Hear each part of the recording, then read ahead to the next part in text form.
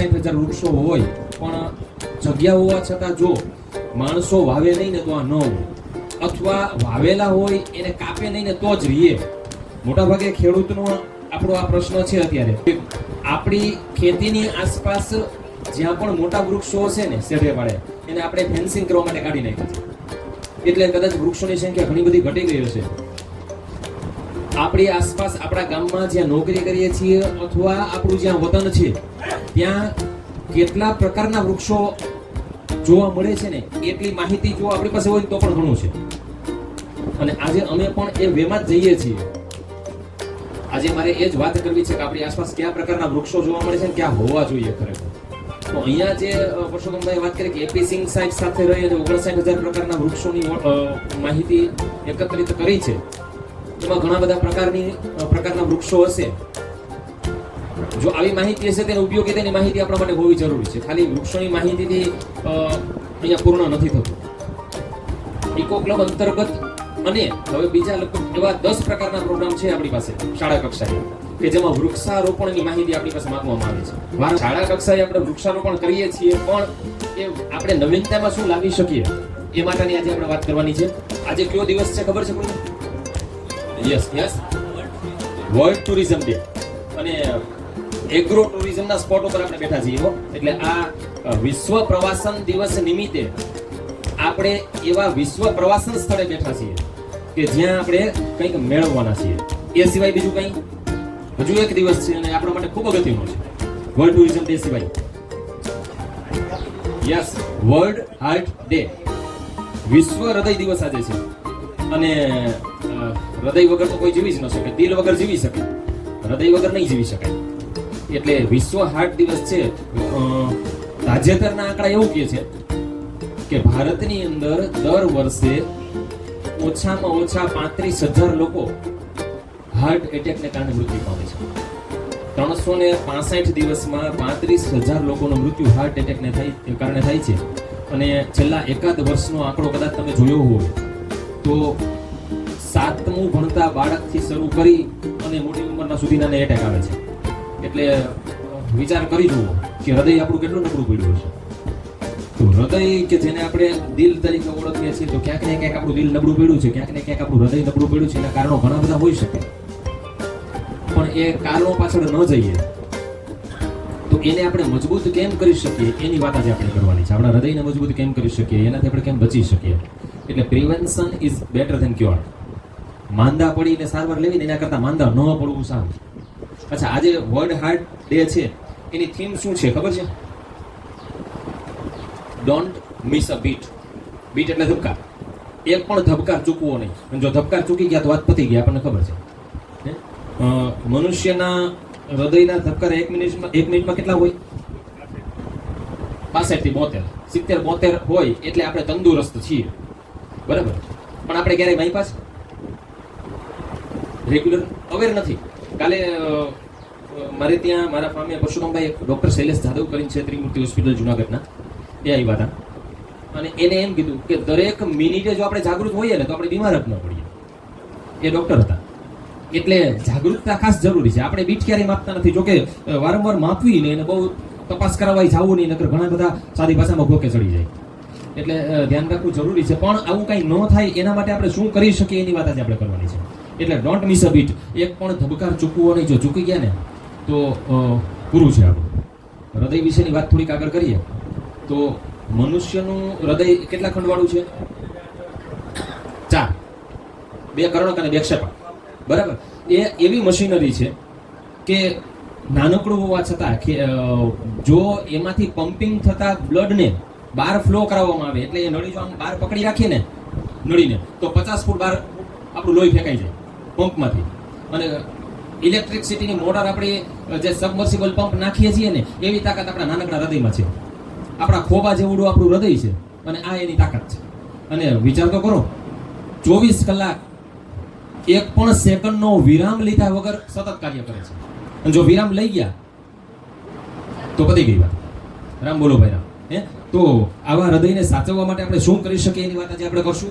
પરસોત્તમભાઈએ રણજીતભાઈ સાહેબ, પરસોત્તમભાઈ નહીં પણ વાત એવી કરી હતી કે 1.5 મિલિયન ડેથ આપણા ભારતમાં દર વર્ષે થાય છે એમાંથી 35,000 મેં તમને કીધું એ એટેકના હોય છે. 1.5 મિલિયનમાંથી 35,000 તો માત્ર એટેકને કારણે થતા મૃત્યુ આપણા ભારતની અંદર છે. એટલે આવી વાત આપણે કરીએ ત્યારે ખૂબ ગંભીર બીમારી છે.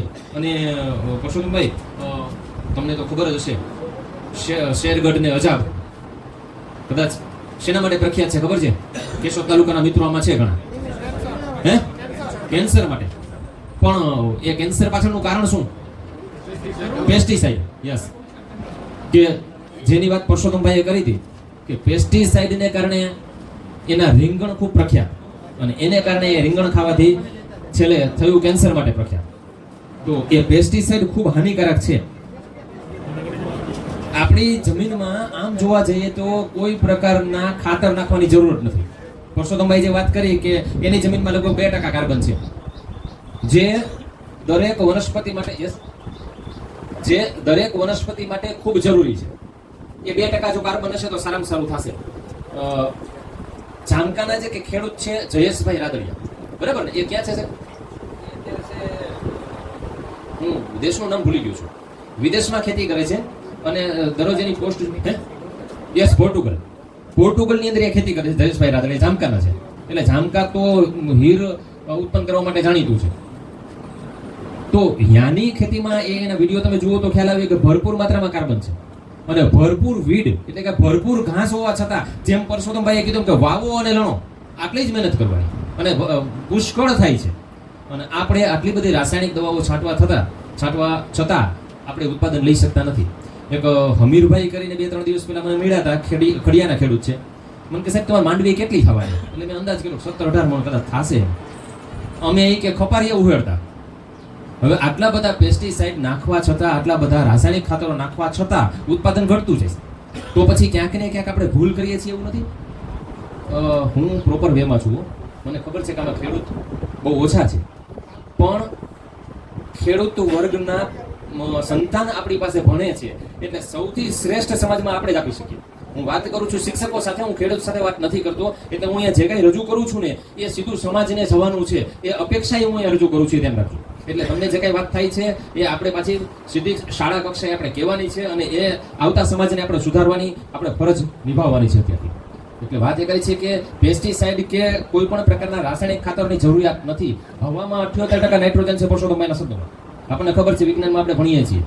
આ 78% નાઇટ્રોજન જો રાઇઝોબિયમ એટલે સિમ્બિક્યુટી વનસ્પતિના મૂળમાં હોય છે, રાઇઝોબિયમ નામના બેક્ટેરિયા, એ હશે ને તો જ એ જમીનમાં સ્થાપિત થશે. અને જો જમીનમાં સ્થાપિત થાય તો વનસ્પતિ રહેવાની જ છે. અને એના માટે આપણે કઠોળ પાક વાવવો જરૂરી છે, મગફળી વાવવી જરૂરી છે કે જેમાં મૂળ ગંડિકા હોય. તો આવા પાક જો તમને યાદ હોય તો આપણે જૂના જમાનામાં મિશ્ર પાક પદ્ધતિ અપનાવતા હતા કે વચ્ચે વચ્ચે તુવેરની હાર થતી હતી કે મગ અડદ આપણે વાવતા હતા વર્ષમાં એક વખત, અને ઉનાળામાં મોટાભાગે ખેતી પડતર રાખતા હતા. પણ હવે આપણે તો નીચોવાની ટેવ વાળા થઈ ગયા છીએ. એટલે જેટલું લેવાય એટલું લઈ લ્યો અને પછી રાસાયણિક ખાતર સ્વરૂપે આપો. આ સ્થિતિ છે. પણ છતાંય આપણે ઉત્પાદન મેળવી શકતા નથી. પેસ્ટિસાઇડની ખરેખર જરૂરત નથી કંટ્રોલ કરવા માટે. મેં મારી વાત કરી હતી, હું નવા પીપળિયા નોકરી કરું છું, ત્યાં મારી પાસે 8 વીઘા જમીન છે, રોડ પર જ છે. એ 8 વીઘા જમીનમાં મેં ફરતે શેઢે ઘણા બધા વૃક્ષો, ઔષધિ વનસ્પતિ અને વેલા વાવ્યા છે. એક સમયે વાડ હતી જ, જીવંત વાડ બધે હતી. હવે ધીમે ધીમે નાશ પામતી જાય છે. એ કોઈ પણ ગામમાં તમે નીકળો એટલે સરસ મજાનું ફેન્સિંગ, લુક વાઇઝ બહુ સરસ હોય, ફાર્મ જોતા ગમી જાય એવું હોય, પણ જીવંત વાડ નાશ પામતી જશે. આ જીવંત વાડનું પણ કોઈક ને કોઈક રીતે મહત્વ હતું. આપણે નાના હતા ત્યારે, મારી ઉંમરના હશે કે એની પહેલાના હશે ને ખબર છે કે સુડિયા ડોડી આપણે ખાતા. અત્યારે ક્યાંય હોય તો કયો, કોઈના ગામમાં બહુ રેર. અને એ ડોડી વાવવા માટે, એ રોપ આપવા માટે શિક્ષકો મહેનત કરે ને એમાં તો એક નિરલ પટેલ, લગભગ નામ ન ભૂલતો હું તો, વલસાડના શિક્ષક છે, એને ડોડી મેનનું બિરુદ આપવામાં આવ્યું છે. ભરતભાઈ મકવાણા છે, હા સુરેન્દ્રનગરમાં ઈ ડોડી મેન છે. હા, ભરત મકવાણા સુરતમાં. હવે ડોડીનું વિતરણ, વિચાર તો કરો કે જે આપણી વાડીની વનસ્પતિ હતી એનું વિતરણ કરવું પડે છે. એના માટે મહેનત લેવી પડે છે. આ ડોડી છે ને, જીવંતી જેને કહેતા, એ જીવંતી નામ એટલે હતું કે એ મરવા પડ્યો માણસ હોય ને તો એને પથારીમાંથી બેઠો કરતું, એવી તાકાત એ જીવંતીમાં છે, એટલે એનું નામ જીવંતી હતું. અને વિટામિન એ થી ભરપૂર હતી. એના પાંદડા ખાઈને જો મોટા થયા હોય તો આંખમાં નંબર ન હોય. ઇન્ટાસ ને 2-5 નામ પરસોત્તમભાઈએ આપ્યા કે એની એમ્બ્યુલન્સ ચાલે ને એકદમ બ્રાન્ડેડ દવાઓ આપવામાં આવે છે. એ એલોપેથી દવા બધી. આપણે માથું દુખે એટલે એલોપેથી દવા લઈ લઈએ છીએ. કઈ ખાઈએ છીએ આપણે માથું દુખવામાં? બરાબર, પીસીએમ મોટા ભાગે, પેરાસિટામોલ આપણે લઈ લઈએ છીએ. અચ્છા, આમાંથી 50% શિક્ષકોને ઓછામાં ઓછી ખબર હશે કે દુખાવો થાય તો કઈ દવા હોય? હે? આઇબુપ્રોફેન. બરાબર, બ્રુફેન લગભગ કોમન હોય. આઇબુપ્રોફેન સ્નાયુનો દુખાવો એટલે આપણે જે પરસોત્તમભાઈ વાત કરી ડીસી લઈએ છીએ, ડાઇક્લોફેન. હવે એ ડીસી લઈ અને આપણા પશુધનને આપણે પતાવી દીધો અને એ ડીસી આપણે લઈએ છીએ. સેજે પેટમાં દુખે, સેજે સ્નાયુ દુખે, વાહો દુખતો હોય, કમર દુખતી હોય એટલે ડાઇક્લોફેન સાંજે લઈ લો, સવારે ઘોડા જવા. પણ આંતરિક નુકસાન શું થાય એ ખબર નથી. ક્યારેક તમે પેરાસિટામોલ ગોળીને પાણીના ગ્લાસમાં નાખીને ડાયલ્યુટ કેમ થાય ને જોઈ લો. તો આપણે જિંદગી ભૂલી જાવ પેરાસિટામોલ લેતા. એ ખાલી કાચનો ગ્લાસ લેજો અને એમાં પેરાસિટામોલ નાખજો, પછી એ ખાલી ડાયલ્યુટ થાય ને એ ખાલી નિરીક્ષણ તમે કરજો. એ સ્થિતિ આપણા અંદર થતી હશે, એ નિરીક્ષણ તમે કરી લેજો, આપણે નહીં લઈએ. પણ એલોપેથીની દવા આપણે એટલા માટે લઈએ છીએ તરત અસર કરે છે, ઇન્સ્ટન્ટ રિઝલ્ટ હોય.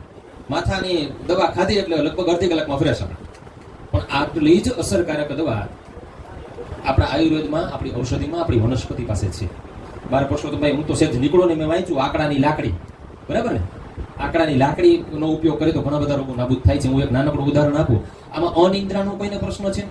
સાંજે ઊંઘ ન આવતી હોય, વિચારો આવ્યા કરતા હોય, તો આ અનિદ્રાનો પ્રશ્ન હોય ને, સહદેવી નામની એક વનસ્પતિ છે, ખડ જ છે આમ. આ સહદેવી ખાલી માથાને નીચે મૂકી દો ને તો એ ઊંઘનો પ્રશ્ન નીકળી. જેને અનિદ્રાનો પ્રશ્ન હોય એના માટે વાત કરું છું. તો આવી એલોપેથી કરતા ઝડપી છે. ઘાબુરી, ઘા બજેલું જેને આપણે કહીએ, હે કઈ લાગ્યું હોય ઉપર સેટ લગાડી દો, લોહી બંધ તરત. ઘા ઝાડવું જેને આપણે કહીએ છીએ, ઘાબુરી કયો, ઘા ઝાડવું કયો. તો આમાં પણ ઇન્સ્ટન્ટ રિઝલ્ટ આપણને મળે છે. એટલે એલોપેથી કરતા મેં બે ચાર યાદી કદાચ કરી હતી. સહદેવી, અનિદ્રા માટે સહદેવી છે. પછી હાડ સાકળ છે. હાડ સાકળ બે ત્રણ પ્રકારની હોય છે, પણ બધી જ હાડ સાકળ હાડકાના સાંધા જોડોમાં ઉપયોગી છે. નામ પ્રમાણે ગોળ છે હાડ સાકળ. અને એ હાડ સાકળ તમે જુઓ ને તો એ જ હાડકા જેવું જ એની રચના હોય. આપણું વનસ્પતિ વિજ્ઞાન કે ધર્મશાસ્ત્ર પણ એમ કે છે કે જે વનસ્પતિ કે જે ફળનો જેવો આકાર હોય ને એવા અંગને એ કામ લાગે. દાખલા તરીકે અખરોટ, બ્રેઇનમાં, મગજ માટે બ્રેઇન ટોનિક છે અખરોટ. રાઈટ. પછી કાજુ તો કિડની માટે ઉપયોગી છે. તો આવા દરેક ફળ, એપલ, સફરજન હૃદય આકાર છે તો હૃદયને ઉપયોગી છે. એમ હાડ સાકળને તમે જુઓ તો હાડકા જેવી જ રચના ધરાવે છે. એટલે હાડકાને જોડવા માટે શ્રેષ્ઠ ઉપાય છે હાડ સાકળ. પછી સ્ટોન હોય, પથરી હોય તો એલોપેથીમાં થાકીએ ને પછી આપણે બીજો રોગ ગોતીએ છીએ. તમે જોજો, એલોપેથી પૂરું થાય ત્યાંથી આયુર્વેદ શરૂ થાય છે. તો બીજોરુનો રસ પીઓ તો તમે 7 mm સુધીની પથરી આરામથી કાઢી શકો છો. બાકી 5 mm થી ઉપર તમે કોઈ પણ નેફ્રોલોજીસ્ટને બતાવશો એટલે એમ જ કહેશે કે ઓપરેશન કરવું પડશે ભાઈ. તો બીજોરું છે એ સરળતાથી પથરીને દૂર કરે છે. નાની સામાન્ય પથરી હોય તો પાન ફૂટીના પાન તમે કાયમ ખાધા કરો, ટેસ્ટી પણ એવા સરસ હોય, ખોટા મીઠા એવા મસ્ત હોય ને, પીપરમેન્ટ જેવા લાગે. તો પાન ફૂટીના પાન ખાધા કરો, પથરી એમને નીકળી જાય. કાંઈ ન હોય તોય ખવાય, શરીરમાં ક્ષાર જમા ન થાય. આ બધું એલોપેથી કરતા શ્રેષ્ઠ છે. મારે અહીંયા પેલી વનસ્પતિ છે અશોક. અશોક જોયું છે કોઈ? યસ, ક્યાં જોયું છે?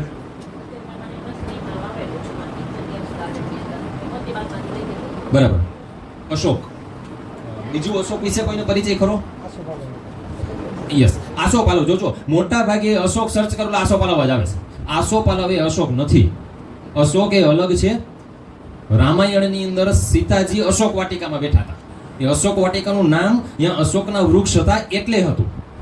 અને એ શ્રીલંકાની લંકાની અંદર રાવણના સાનિધ્યમાં હોવા છતાં, તમે આપણે સિરિયલોમાં જોઈએ છીએ, ધર્મશાસ્ત્ર વાંચશો તો પણ કહેશે કે રાવણના સાનિધ્યમાં હોવા છતાં એની ચિંતા નહોતી, એને ટેન્શન નહોતું. એનું કારણ એ અશોક હતું. અશોકના વૃક્ષની નીચે બેસીએ ને તો એ ડિપ્રેશન દૂર થાય, એટલે એનું નામ અશોક છે. શોકને દૂર કરનાર. એની નીચે બેસવાથી શોક નથી થતો. ઘેરે એક અશોક તો હોવું જ જોઈએ, કારણ કે ઘરે તો ડિપ્રેશન હોય જ ને. કાં આપણે કાં સામેવાળાને. તો બેમાંથી એકને ડિપ્રેશન હોય તો જો અશોકની નીચે બેસી જાય તો આ દૂર થઈ જાય, માનસિક તણાવ દૂર થઈ જાય. મારા ગીર વનવગડો ફાર્મ ઉપર મેં મકાન બનાવીને સામે 2 અશોક હોય, બસ. બેને ભેગું ડિપ્રેશન આવે, શું કરું? ડખો થાય, ભેગા જ બેસીએ જ નહીં. તું આમ ને હું મોઢા મળીને, મનોભાઈ મોઢા મળીને બેહવું હોય તો એક તારું ને એક મારું, વાત જ પૂરી. ઘડીક બેસું તો સમાધાન. એટલે ઘેરે ઘેરે એક અશોક વાવો. અને માનસિક તાણ છે ને, આપણે શિક્ષકોને તો હોય તો બધા દાંત કાઢો એટલી જ વાત છે. બાકી આગળ આચાર્ય હોય તો ખબર હોય કેટલા પ્રકારના ડેટા મોકલવાના છે. અને શિક્ષકો પાસે કેટલા પ્રકારની કામગીરી આ પ્રમુખો બેઠા છે આમાં એ લિસ્ટ કરે છે મોકલે છે કે આટલું ભાઈ શિક્ષણ સિવાયનું આટલું કામ શિક્ષકો કરે છે તાત્કાલિક અસરથી. હમણાં બીઓનો જે નવા નિમાણા અથવા તો જૂના હતા એને જે કામગીરી આપી હતી 3 દીમાં આખા ગામનો સર્વે કરી નાખો. તો શરૂ કરવા કેમ થાય કે 3 દીમાં તો લીટા તો થઈ જ જાય ને. 2 ખાલી ખબર પડી કાં તો 15 દી મેળ આવે એમ નથી. બીજો દિન ત્રીજો દી પછી ઓફિસમાં ફોન આવે, હવે સાહેબ આમાં પ્રેક્ટિકલ થાવ ને તમારે કેટલા તો 1262. હવે એને ભાગ પા નાખો ને ABCD EF એ નહીં ફાવે. આપણે કરીએ જ શું? માત્ર ને માત્ર ફોર્માલિટી. તો ટેન્શન તો છે, ખરેખર કામ કરવા જાવ તો ટેન્શન પુષ્કળ છે. અશોક વાવી દો, શાળામાં ઘણા પ્રશ્નો હોય છે ને તો દૂર થઈ જાય. બેનો ભાઈઓના પ્રશ્નો હોય, સ્ટાફના અંતર પ્રશ્નો હોય, અશોક વાવી દો, ત્યાં છાંયે બેહો, ઘણા બધા પ્રશ્નો દૂર થઈ જશે. એટલે આ વાત હું કરું છું શાળા કક્ષાએ ઇકો ક્લબ અંતર્ગત વાવી શકાય તેવા વૃક્ષોની. 59,000 પ્રકારના વૃક્ષો અહીંયા છે. આપણી શાળામાં કેટલા પ્રકારના છે? રેર વૃક્ષ એમાંથી કેટલા જેને આપણે એન્ટિક ઔષધિ કહી શકીએ. એન્ટિક એટલે શું? ભાગ્યે જોવા મળે તે. ભાગ્યે જોવા મળતું હોય ને એની કિંમત વધારે હોય. એન્ટિક વસ્તુ તમે કઈ લેવા જાવ ને એની કિંમત જો ખૂબ વધી જશે. બજાજનું સ્કૂટર કોઈ લેવા જાવ અત્યારે જૂનું હાથ ગેરવાળું, મારી પાસે જૂનું છે, ચાલુ નથી, 65,000 માં એક ભાઈ બંધ હાલતમાં માંગ્યું. શું કામ? જૂનું છે, એન્ટિક છે, નથી મળતું, બહુ રેર છે. એવી ઘણી બધી વસ્તુ છે કે આપણે એન્ટિક તરીકે એને ગણીએ છીએ અને વેચાય છે. તો એવા વૃક્ષો કે જે ખરેખર એન્ટિક છે, કે જે સામાન્ય રીતે જોવા નથી મળતા, એવા વૃક્ષનું વૃક્ષારોપણ આપણી શાળાએ થવું જોઈએ. અને તો જ આપણે કદાચ ઉછેરશું. કે આપણા પછીની પેઢી તો આપણી બદલી થઈ જાય તો એ પછી ઉછેરશે. બાકી તમે ત્યાં અરગો જ વાવ્યા કરો દર વખતે તો કેટલા ઉછેરશે? સરકાર દર વર્ષે સરગવો ઓળે એ સાચી વાત છે, કારણ કે ખૂબ ગુણકારી છે. સરગવામાં એના દશાંગ કહેવાય. વનસ્પતિમાં એક શબ્દ છે દશાંગ, જેના 10 અંગનો ઉપયોગ થતો હોય ને એવી વનસ્પતિના દશાંગ કહેવાય. એમાં સરગવો છે. એના મૂળનો ઉપયોગ થાય, એના પ્રકારનો ઉપયોગ થાય, એની છાલનો ઉપયોગ થાય, એના ફળ એટલે ફળી એમાં કહેવાય, એ ફળીનો ઉપયોગ થાય, ફળી જો સુકાઈ જાય એના બીજનો ઉપયોગ થાય, એ દરેક અંગનો ઉપયોગ થાય છે. એટલે સરગવો વવરાવે છે. પણ વાવ્યા પછી આપણે ઉપયોગ કરીએ ને તો કામનો. મધ્યાહન ભોજનમાં ઉપયોગ થતો હોય અથવા વધતું હોય ને આપણે સ્ટાફમાં ઉપયોગ કરતા હોય તો એ સરગવો કામનો છે. પણ સરગવા કેટલાક પછી 1 હોય 2 હોય પછી કઈ હરગવા જ વાવ્યા કરવાના છે, બીજું જરૂરી નથી. તો એવા વૃક્ષોનું આપણે વાવેતર કરીએ કે જે ખરેખર એન્ટિક હોય.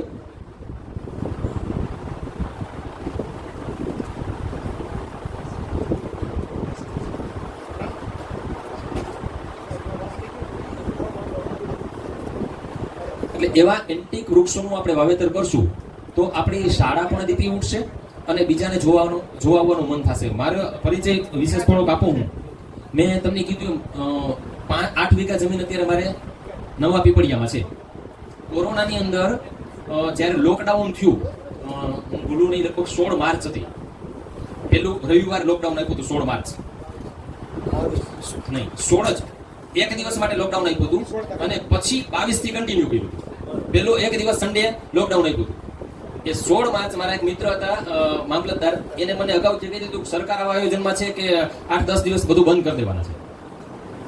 એટલે 16 તારીખે મને 15 તારીખે સમાચાર મળ્યા અને 16 તારીખે વહેલી સવારે અમે 4 વાગ્યામાં ફેમિલી સાથે નીકળી ગયા. આ બેનસી મારી દીકરી છે, એ ફોરેસ્ટમાં નોકરી કરે છે, કાસિયા નેસ અત્યારે છે. એ વખતે એ કનકાઈ બાળેટની વચ્ચે છોડવડી ચેકપોસ્ટ આવે, તમને ખ્યાલ હોય તો, કોઈ ગયા હોય તો, કનકાઈ અને બાળેટની વચ્ચે મધ્ય જંગલમાં એની નોકરી ત્યારે ત્યાં હતી. અને અમને ખબર પડતા વેત અમે સવારમાં 4 વાગ્યામાં ગાડી ભરી 10 દિવસનું કરિયાણું નાખીને ત્યાં વયા ગયા જંગલમાં. અને ત્યાં ગયા પછી લોકડાઉન અઠવાડિયું આપ્યું, પછી ધીમે ધીમે વધારતા 65 દિવસ અમે જંગલમાં રહ્યા. એ કનકાઈ બાણેજની વચ્ચે 65 દિવસ અમે પસાર કર્યા.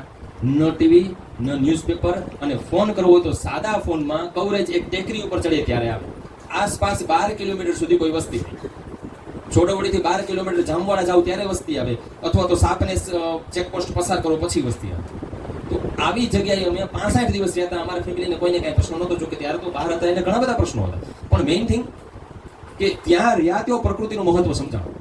અને એ પછી મેં તરત જ પીપળિયામાં જમીન લીધી. તમે સમજો કે કોરોના પછી મેં મારી શાળા નવા પીપળિયા શાળા છે એની અંદર એક અભિયાન સ્વરૂપે, એક મિશન સ્વરૂપે વૃક્ષારોપણ શરૂ કર્યું. એમાં ડેકોરેટિવ પ્લાન્ટ ઘણા બધા આવી ગયા, મેડિસિનલ પ્લાન્ટ ઘણા બધા આવી ગયા. શાળાને રંગરોગાન કર્યું મેં સાથે પોતાના ખર્ચે. આ લગભગ 1.5-2 લાખનો મારી શાળામાં મેં કોરોના સમયે ખર્ચ કર્યો. અને એ ખર્ચ પછી ત્યારે જમીન નહોતી મારે, મારી શાળા જ મારા માટે મારી લેબ હતી, તો હું તમામ ત્યાં ઉછેરતો હતો. અને એ જોઈ અને ગામના એક ઉદ્યોગપતિ કે જે રાજકોટ હતા એને મને ઓફર કરી, એને મને જમીન આપી. મેં વેચાતી જ લીધી છે, પણ જે જમીનનો ભાવ એ સમયે 8 લાખ ગણાય એ મને 6.5 લાખમાં આપી. માત્ર ને માત્ર શાળાની અંદર મારું કામ જોઈને. એટલે વીઘે મને 1.5 લાખનો ફાયદો થયો. મેં 1.5-2 લાખ શાળામાં વાપર્યા હતા અને 8 વીઘા જમીન વીઘે 1.5 લાખનો ફાયદો મને કર્યો. એટલે 12 લાખનો ફાયદો મને મારી શાળામાંથી મળ્યો, આ પ્રકૃતિને કારણે. એટલે પ્રકૃતિથી ખાલી આપણે તંદુરસ્ત જ રહીએ એવું નથી હો, આર્થિક સદ્ધરતા મળે જ છે. આ 12 લાખ તો બચ્યા જ નહીં, આર્થિક સદ્ધરતા જ કહેવાય, સમજ્યા? એટલે અને ત્યાં પછી અત્યારે મારો જે ગીર વનવગડો ફાર્મ છે નવા પીપળિયા, ત્યાં 483 થી વધુ પ્રકારની વનસ્પતિ તમને લાઈવ જોવા મળે. એમાં લગભગ 65 થી વધુ પ્રકારના ફળાવ ઝાડ છે. અચ્છા, ફળની વાત આવી છે વચ્ચે કહું.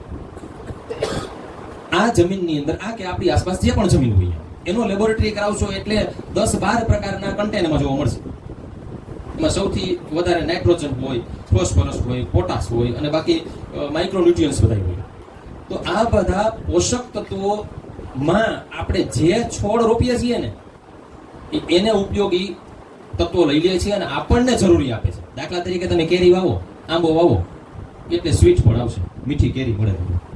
તમે લીંબુ વાવો તો એમાં ખટાશ આવે, આંબલી વાવો તો એમાંય ખટાશ, પણ આ બેની ખટાશ અલગ છે. જોજો, એક જ જમીનમાં અલગ અલગ પ્રકારના ફ્રૂટ વાવો છો, અલગ અલગ પ્રકારની વનસ્પતિનો ઉછેર કરો છો, શાકભાજી વાવો છો, તો બધાના ટેસ્ટ અલગ અલગ છે, ઉપયોગ તો એક જ છે. સમજો છો, પ્રકૃતિએ ઈશ્વર એને કેટલું બધું આપ્યું છે કે એક જ વસ્તુ પીરસવા છતાં એના ટેસ્ટ બધા અલગ અલગ છે. અને એ કેરીનો ટેસ્ટ ભાવે એટલે પછી ફ્રૂટી બન્યું કે રસના બન્યું, પણ ઈશ્વર તો એક જમીનમાંથી બધું આપે છે, સમજે?